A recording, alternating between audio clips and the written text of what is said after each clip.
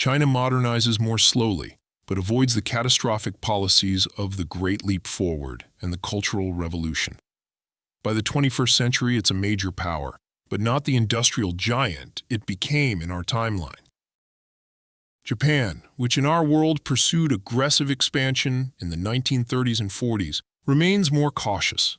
Without the desperation caused by economic pressures, in the wake of World War I, Japanese militarism doesn't take hold in the same way. Japan modernizes and industrializes, but as a trading nation rather than a military conqueror.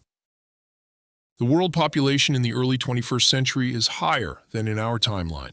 Those who died in the world wars had children who had children, but the overall population growth curve is similar, just shifted upward by perhaps 500 million people.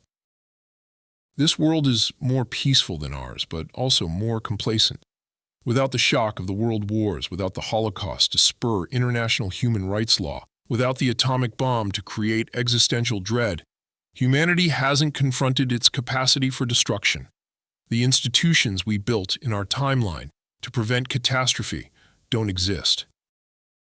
And that raises a troubling question.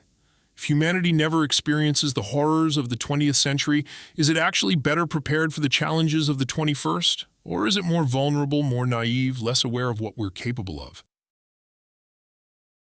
Because here's the thing, avoiding World War I doesn't mean avoiding all conflict forever. Remember those tensions in 1914? The alliance systems, the imperial rivalries, the arms races? They don't disappear just because one crisis is resolved. They simmer, they build, they wait for the next spark.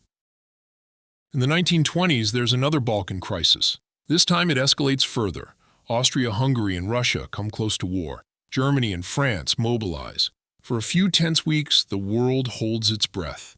But again, at the last moment, diplomacy prevails. The crisis passes. The system holds. But each time, the system is weaker. Each time, the trust between nations erodes a little more. The generals who plan for war don't forget their plans.